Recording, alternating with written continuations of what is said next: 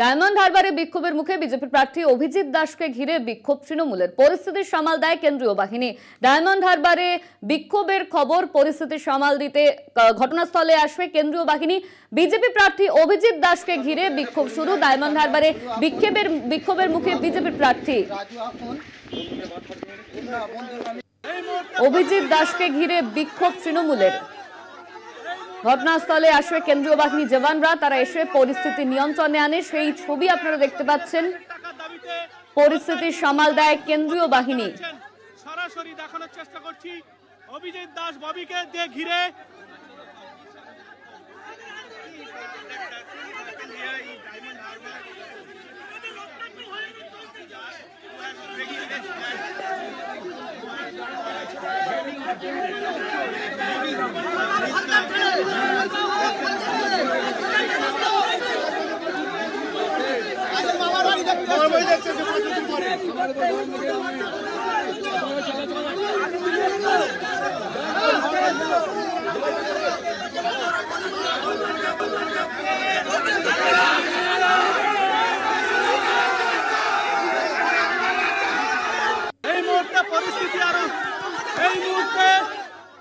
এই নিয়ে আমরা বিস্তারিত জানবো। আমাদের সঙ্গে রয়েছেন আমাদের বিশেষ প্রতিনিধি সুচন্দ্রিমা। সুচন্দ্রিমা, ডায়মন্ড হারবারে বিক্ষোভের মুখে পড়ে বিজেপি প্রার্থী অভিজিৎ দাস, ঠিক কি ঘটেছিল?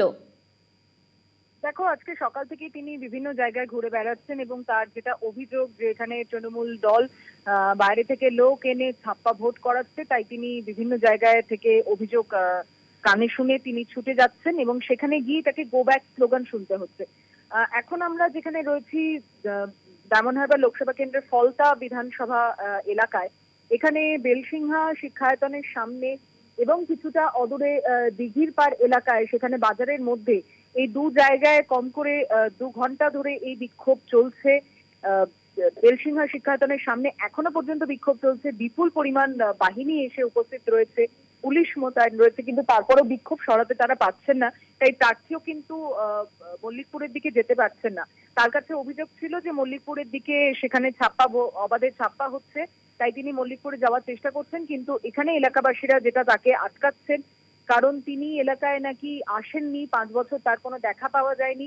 এখন ভোটের মধ্যে তিনি জামাই আদর পেতে এসেছেন কিনা, এই কোট আনকোট এই কথাগুলো কিন্তু গ্রামবাসীদের মুখে আমরা শুনতে পাচ্ছি। এছাড়াও আরো অনেক অভিযোগ তারা সামনে আনছেন যে বিজেপি যেভাবে গরিব মানুষের টাকা আটকে রেখেছে, দেশের সরকার সাধারণ মানুষের 100 দিনের টাকা যেভাবে আটকে রেখেছে, তৃণমূল কংগ্রেসের সরকার তাদের হয়ে যখন আওয়াজ তুলেছে তখন এই বিজেপির প্রতিনিধি কোথায় ছিল?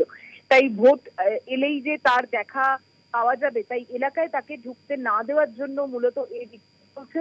এবং এখনো পর্যন্ত তারা রাস্তার মধ্যে বসে পড়েছেন, কেউ কেউ শুয়ে পড়েছেন যে তাদের যদি যেতে হয় পেরিয়ে যেতে হবে।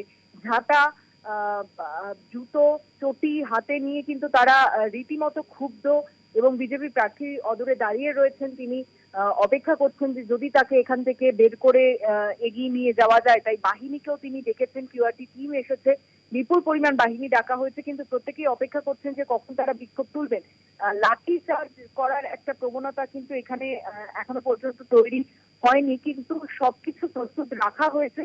যে কোনো সময় কিন্তু এখানে পরিস্থিতি আরো বেগতিক হওয়ার একটা সম্ভাবনা বা আশঙ্কা থেকেই যাচ্ছে। ধন্যবাদ তোমার সুচন্দ্রিমা। আমাদের সঙ্গে ছিলেন আমাদের বিশেষ প্রতিনিধি সুচন্দ্রিমা। ডায়মন্ড হারবারে বিক্ষোভের মুখে বিজেপির প্রার্থী, ছাপ্পা ভোটের কথা শুনে বিজেপি প্রার্থী অভিজিৎ দাস তিনি ঘটনাস্থলে আসে। তারপরেই তৃণমূলের কর্মীরা তারা বিক্ষোভ দেখাতে শুরু করে বিজেপি প্রার্থীকে দেখে।